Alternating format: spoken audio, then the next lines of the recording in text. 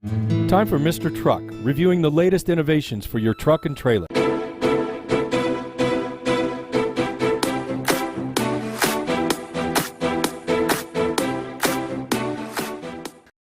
Howdy folks, this is Dan with Mr. Truck TV. Today we've got some breaking news courtesy of the Bronco 6G forum. Let's go ahead and let's take a look. So first off, thank you to Facebook, because it brought up this, got me to this site, and then I got to look at it and I went into the rabbit hole. So as you see, as we're scrolling down here, see the backside of what appears to not be so much of a hardcore off-roader compared to the Raptor style of Bronco that got leaked the other day. This particular one that we're seeing here looks like the over-the-road, on-road, most of the time variant, especially when you look at the wheels and you see a Bridgestone Dueler instead of a more aggressive Goodyear tire. It has not a very deep, there's no B-lock simulations, there's no nothing. It just looks like something that go down the road. It'd be more of a volume model than anything else. Considering it's based off of the Ranger, it ought to share the 6x5.5 or 139.7 millimeter bolt pattern with the large, I want to say it's like 192 millimeter bolt circle, the hub circle. So it's a lot closer to a Toyota in the hub circle compared to the Chevrolet, which is a lot smaller. But let's go in. Let's dive into the rabbit hole here. Let's look at the roof. You look at there, right to the B pillar, and you can see a separation. You look to the C pillar, and you can see another separation. So this roof comes off in at least 3 pieces. So that whole thing should come off.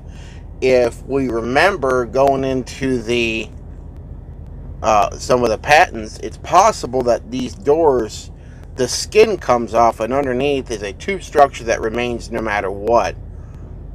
No idea yet. I guess we're going to have to wait at least until April, or, you know, maybe tomorrow, the next day, whenever they decide, yeah, let's leak some more stuff out. Let's go into the back.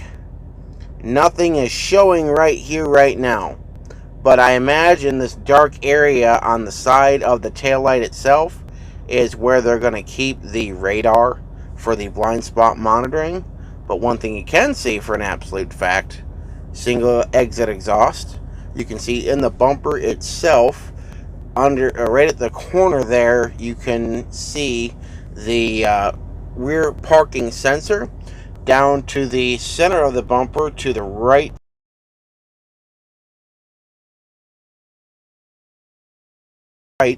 and to the left of the receiver hitch, you can see the other rear parking sensors. If you look at the actual hitch itself, class 3, you can see very good access to the loop, so it should be able to, it would be funny, you know, kind of like the 4Runner. It can tow a lot, but you can't get access to it. The Jeep, it can't tow a hill of beans in comparison, but you can get access to everything. Like the Jeep, you can get access to that 7 and 4 pin connector really good and easy. And so let's hope this thing at least has a 5,000 pound towing capacity, because that would put it right in the ballpark of being competitive with the 4Runner. And it'd actually make it better, because you can get access to everything, including what would appear to be a single tow hook on the tow recovery point on the driver's side. It's a little disappointing that there's one, but at least there's something there, and it's always there, even on some of the lower end models such as this one. Let's see.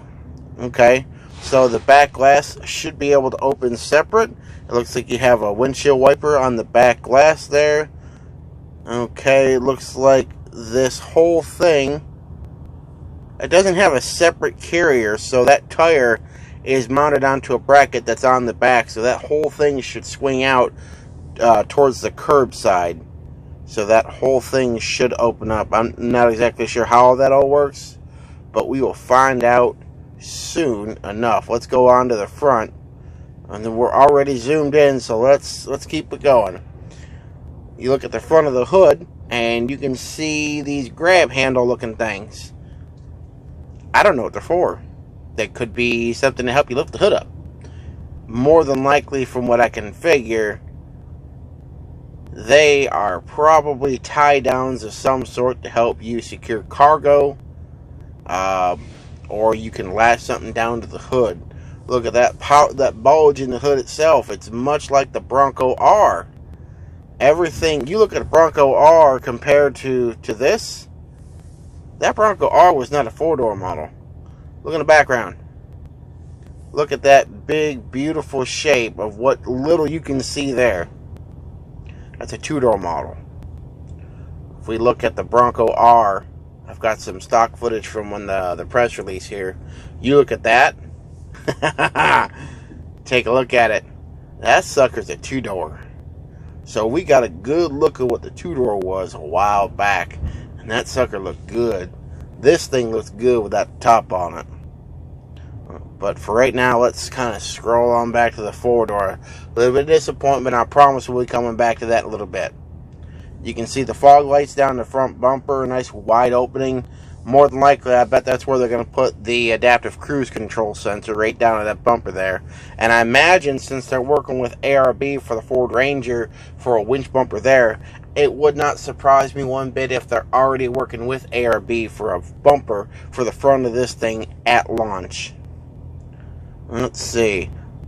Good, decent fender flares there, an A-pillar mounted thing there so that way you can pull the door off. Yeah, pretty much more of everything that we saw before. But look at that roof rack. That is something interesting.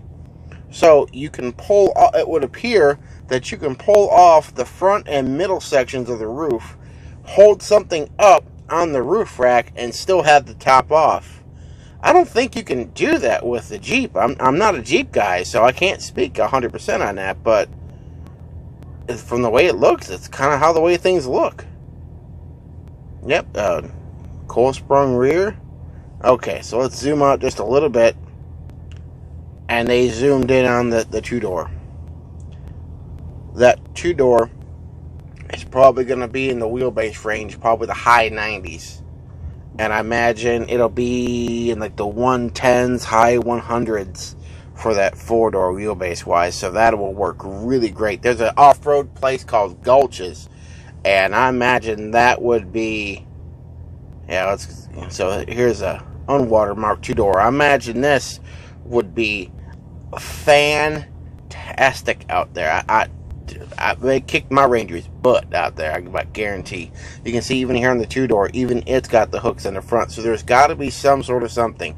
I don't think the front comes down. I think it's a built-in deal or whatever it is. But these have got a set of beadlocks on there, so it looks pretty good. Now that's all the photos we have of this. But while we're on Bronco 6G, this is what was released the other day. That's what got leaked out the other day. That's the 4-door kind of looking at the front. And you can see, oh look at that, you got D-rings built into the front bumper there. Yeah, you can see the fog lights. You get the Bronco script right there. Oh man, that's fantastic. This is the off-road version. Yeah, there's nothing else right. Let's see. Here's a clear image. And look at that. Okay, it's still on there. Yeah, look at that. They got the back door open. No tire on there. But you can see the handle is on the driver's side and it swings open to the passenger side there. So the tire is not on there in this shop, but the rest of it, I mean, just look at it. It's gorgeous. Brightened and highlighted, so yeah, you can't see under the hood or anything. Man, that would just look so good in my driveway. Yeah. So, scroll down. Let's go crazy. You see that? 7-speed manual is currently rumored. 7-to-1 for low range.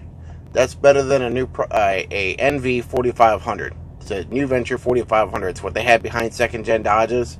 You throw those in your Jeep, they're unkillable. They're beautiful, and you got an overdrive to top it all off. Neat little graphic for the Buck and Bronco. Looks pretty neat. There's its competition right there, but here's what's got my interest peaked right now. Let's scroll through. So here's what they think. They think that we've got an auto stop start, a front locker, rear locker, transfer case lock, traction control, and hazard. I'll give them that, the auto start stop. Let's scroll up here. Front locker, okay, that's possible. Rear locker, again, that's possible. The center diff, so the transfer case lock, not 100% sure on that one. But the traction control and the hazard, that's about right. That looks about right there. So I guess that one came from Blue Oval Forum, and that came out a little bit ago. But I never heard anything about it until just now. So that is all very interesting. But if you want to see all of these, go through and everything else, hop on up to Bronco6G.com. So I am going to call it a night for now. Hop in the bunk, get some rest. But y'all have a great day. Be safe, and we'll catch you on the flip. Bye-bye.